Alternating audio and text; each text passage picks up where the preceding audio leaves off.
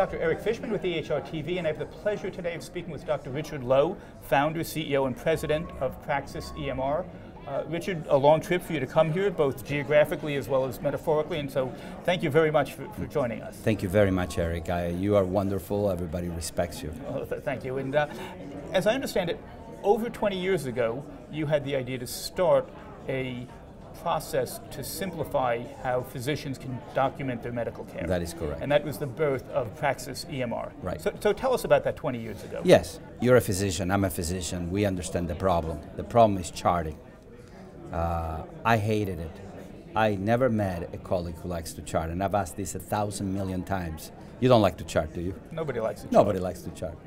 Some people dislike it, some people dislike it intensively. I hated it passionately, and I also felt it was a very stupid endeavor. And when you think that something is stupid, a bell should go in your mind saying that a computer could do it, okay? Because computers cannot do smart things, but they certainly can do stupid things. But just because a computer can do it doesn't mean it can do it better. Exactly. The problem is not the computer, it's the programming, right? But that's how the whole idea started. I was very fortunate to meet 20 years ago with a group of brilliant programmers, and we began to look at the possible solutions, and we found the templates available then right away. And we found templates wanting even back then. Templates arose almost right away because they were the takeoff on the old macros from WordPerfect. You know, and the idea was that the template would help the doctor not have to chart in free text.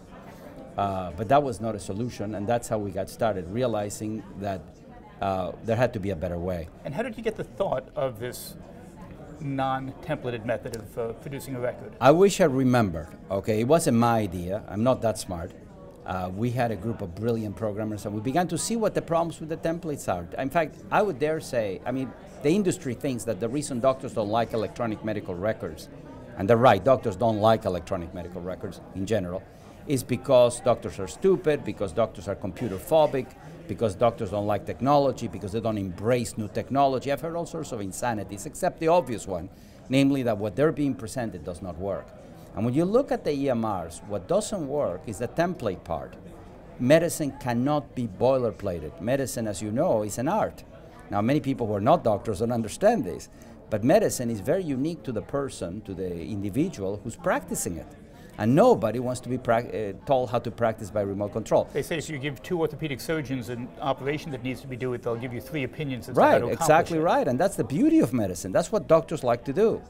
Doctors, as you know, are spending 2.5 hours a day charting. That's about 14 years of your life doing nothing but going to a room to write, and that's not why we went to medical school. Those two things came together, and we realized then that there was an alternative solution, and that's what we developed, the concept processor. And tell us about the concept processor. Yeah, the concept processor is a truly dramatically different approach than templates. Basically allows you, the doctor, to chart at the speed of the mind, and the speed of the mind is far faster than the speed of the mouth, and a lot less errors. Because the problems when we write or dictate is that we make human errors in expression, which the computer does not make.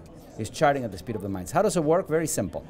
Number one is what we said before. Medicine is an art form, which means that not two doctors practice it the same way. Namely, every doctor is unique. Not only the way the doctor charts medicine, but the way the doctor practices medicine, the way the doctor thinks of medicine. But number two, that for any given provider, there is a bell-shaped frequency distribution of cases that you see. Some cases are extremely rare. Some cases I studied in medical school I've never seen in my life. Other cases you see 5 times a day, 5 times a week, 5 times a month, right? Okay, so what our software does, it uses a neural network artificial intelligence engine, which we call a concept processor, that searches for and finds within a couple of seconds, very intuitively, the text of the closest encounter that you personally have ever seen in relation to the encounter you need to generate right now. So imagine for a second there was a genie in the computer that can find from among thousands of different encounters the one that most closely resembles the one you need to generate right now, and he can do that. Does it find it at the beginning of the examination? Right there, at the beginning. Right there, in front of, when you're in front of the patient. Does it change ever? Oh yeah, when he finds it, you're looking at it and you say, okay, there are 3 logical possibilities. Number one is that the closest possible encounter is exactly what you need right now. As you know, most of us make a diagnosis for most cases in 1/10 of a second. So that's not an issue. You walk in and you know it. We know exactly what we want to say, right? The problem is generating the litany. Now, if the case is identical, you are done. Now, medical schools say that there is no such thing as an identical patient because there is no such thing as an identical case because there is no such thing as an identical patient. But how many times have you found yourself charting the same way? Very commonly. It happens. Every so often I'll get a doctor saying, no, I never chart the same way. You know, we look at the records of that doctor, he's charted the same way. It's impossible. Charting is a projection of the mind. But that can be accomplished by a template. No, because the template was written by somebody else. I didn't say you chart like somebody else. Okay. I said you chart the same way, the way you want to chart, not the way somebody else wants to chart. And so tell us the two other options. All right, so the first possibility is that the case is identical. It happens. I'm not going to say it's very frequent, but it happens. The second possibility is that the case is not identical, but very similar to one that you've done in the past. And the third possibility, the other one left, is you're dealing with a rare case, a carcinoma, a zebra. You've never seen it before. Okay, if the case is identical, you're done charting. Praxis would chart fast and you can speak, and you cannot argue with it because you wrote it yourself, albeit for another patient that in your opinion was identical. But Praxis doesn't stop at the note. At the same time as it generates the note, it will generate all your prescriptions, send them to the pharmacy instantly, all your laboratory orders, all your instructions to your patient, all your procedure reports, in the office procedures, they're done, all the meeting orders to the hospital, all the letters to referring providers, and even the super bill, and it's all done instantly. You're seeing your next patient. If the case is similar, it finds you the closest case, you say, you know, this is almost what I want, you edit it. You can edit basically by typing or using a Dragon, naturally speaking, which is, in my opinion, the only, it's not the best, it's the only way to use transcription today. Dragon will type everything you say, right? So you're in free text, you're changing the thing to meet what you need to do right now, and you're done. But Praxis will memorize on the fly all the changes you just made. So if in the future you see a case that falls between the two closest encounters, your editing falls off by half the next time, the quarter, an eighth, until eventually becomes a projection of your mind, and you will be charting at the speed of your mind in most of your cases. How long does that process take for a physician to wake up? Because I'm sure that the first day that they're using your product, it's still a struggle. They're all a struggle day one. How long until the physician says, aha, I'm ready? Eric, that is the best question that we were asked, and we didn't know the answer to that 20 years ago. But you now know. Right. And we didn't care, because 20 years ago, as I said, I hated charting so much that if I said that if I would spend a whole year of my life having to teach the system and the rest of my life I never had to chart again, it was worth it. I want to spend 2 hours a day the rest of my life. I had better things to do. However, the answer is dramatically less than that, and that is not intuitive. Dramatically less than a year. Dramatically less than a month. Now, why would that be? The reason has nothing to do with medicine, it has to do with English. The Oxford English Dictionary, as you know, has 450,000 words. We don't use them all. But the average college-educated adult only uses 1,500 of the 450,000 words, although not two of us uses the same set of words.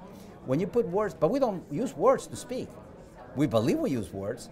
I mean, you'll agree with me that we don't think in letters. Nobody thinks in letters, but we don't even think in words. Concepts. We think in concepts and strings of words, all right, or sentences or phrases. And when you talk about that, that's a lot less than 1,500. When you say well-developed nurse may only know how to distress, you're not even thinking about it, and many times you're dictating in the middle of the night half asleep, and you are half asleep, because you're not doing it, your subconscious is. Praxis will never compete against the consciousness of the doctor. He or she is always in charge, but Praxis can do much better than the subconscious of the mind, and can put that litany out much faster than the subconscious. So basically, it encapsulates all of your concepts. It's not that it brings the closest encounter text in toto and then you change. No, no, no. It encapsulates all the units of thought of the concept, and it recycles them by using neural network, by learning from your past. You have to see the product. We cannot describe it better. I've seen it, and it's very intriguing, very effective. And so the physician has been working with Praxis for a few months. They're now happy with it. How much less than the 2.5 hours a day? Oh, down to 15 minutes a day. And that's the reason we developed it. But imagine our incredible surprise when we learned that that's not the major feature of Praxis by any means of the imagination. As you know, we're rated #1 in user satisfaction by the American Academy of Family Physicians, but not because we save all the time, but because we improve dramatically the quality of medicine. Explain how that happens. All right, think about this. Most of the errors in medicine, think about that bell-shaped curve. Most of the errors in medicine do not happen at the edges of the bell-shaped curve with the rare cases. Not only because a rare case is rare, and therefore a rare mistake is rare, but when you see a rare case, you wake up. That's when you call your colleagues, you admit the patient to the hospital. You're not going to make a mistake in the rare case. You're making a mistake in the case that you do a million times. You forget to order something you knew you should have ordered. Errors of commission, human errors, indefensible errors. But you see, if you've done it correctly before, You can use your own chart the way a pilot uses a checklist to make sure that nothing is forgotten or overlooked, that all your T's are crossed and all your I's are dotted. If you made a mistake before on another patient, then you say, oh my God, I made a mistake last time, you correct it now, you cannot make that mistake in the future, which means that your random errors decrease with time. Now, until about 3 years ago, this was a very strange concept, and then 3 years ago, as you may know, Dr. Atul Gawande in the New England Journal of Medicine published a pace-setter paper that now is known as the Checklist Manifesto, where he lowered mortality, intra-surgical mortality, by 36%. It's an amazing project, and now the New England Journal has put him as one of the greatest discoveries of medicine in the last 150 years, together with the invention of anesthesia. And what he does is a checklist. The chart can be used in a different way than what we've conceptualized it up to now. You know, right now the chart is a dead record where you write everything not to get sued, to get paid, and to keep your license. But now you can use your chart to really practice better medicine. And our doctors begin to be reminded by what they think it's important. They can argue with it, they wrote it, and they don't forget the little things. In addition to that, now with Praxis 5, we've gone way beyond charting. Not only can you chart, but the chart can be a springboard to remind you to do things. For example, if I see a patient and I want to do an MRI in 6 months, the system will remember, as I put it in the chart, and it will remind the front office to call the patient for an MRI in 6 months. But the next time I have another patient just like that, hey, do you want to do an MRI in 6 months? Do you want to do a mammogram in 6 months and 3 months? Do you want to refer the patient to an ophthalmology for diabetes in a year? Begins to remember in 3 dimensions. No template can do that because the template maker has to be also a doctor. He has to remember how to, you know, for this you have to do that. We can't macromanage a doctor. May as well give up the license and go back to, you know, become a technician. In fact, they're trying to do that, as you know, in the Sloan Kettering Institute, creating this robot that won on Jeopardy, and that's trying to practice medicine. Well, when that happens, maybe practice will not be a good idea. Richard, you have thousands of users. Give us a couple of anecdotes of some of the users, what they say about how Praxis has helped them. Well, one of them, it was not an anecdote from a user, it was an anecdote from the daughter of a user, okay, who said, please, she wrote a little letter, very nice little girl, she said, please tell my daddy to stop talking about Praxis during dinner. The problem is it's addictive. The doctors all of a sudden get excited about it. We have evangelist physicians. We're not well known because we don't do marketing, as you know. You're one of the few people who understands, so you've put us on. But basically, we sell by word of mouth, and also by the service. We're number one in the service. It's difficult to exclude us, but we don't spend millions of dollars in marketing. So what the doctors do is they tell us how they've improved the quality of medicine. We won the HIMSS Davis Award this year, one of our doctors. Congratulations, I saw that. We won the Frost & Sullivan Healthcare Innovation Award this year. But primordially, that we're number one in all the ratings in quality of medicine, even though what we are known for is saving time. And the two things come one together. What do you see on the horizon the next couple of years? What new developments are you anticipating with Praxis? Everything moves around the concept. The concept of Praxis is very Kantian. It moves, it basically places, for example, I'll tell doctors something that's very shocking. I'll say, doctor, I'm going to make a statement that sounds very crazy to you, but will sound very crazy. Think about it for a second. A diagnosis has nothing to do with what's wrong with the patient. A diagnosis has everything to do with what you think is wrong with the patient. Big difference between that. Well, hopefully not in most cases. Well, the fact is, what you think is wrong with the patient is what's going to be charted, what you're going to be acting on, and what you're going to be doing until you change your mind. Right. Right? I mean, it's you. I mean, it's not the chart. Everything has to do with your mind. Praxis is a projection of your mind as a doctor. Now, the fact is, most doctors want to practice good medicine, so they're constantly learning, and Praxis is an automatic habit changer. So what we see in the future are many things. For example, we're coming out with we have a portal, but we're coming out with an intelligent portal that is linked to the concept processor. You don't want all your patients to see the same thing. You certainly don't want your patients to see all the laboratories and call you at 3 o'clock in the morning because of an abnormal lab that is irrelevant. You want the patient to see what you want them to see. You want them to communicate with what you want them to communicate with. And every patient is different, and you have a method to your madness, and Praxis will learn your methods from you in that and in everything else. It's fascinating. Richard, tell us one more thing you'd like to tell us about Well, that Praxis. I'm very grateful that you exist, because the vast majority of your competitors don't know what they're talking about. Richard, you're too kind. No, I'm being very honest and realistic. This is Dr. Eric Fishman with Dr. Richard Lowe, founder, president, and CEO of Praxis EMR. Thank you.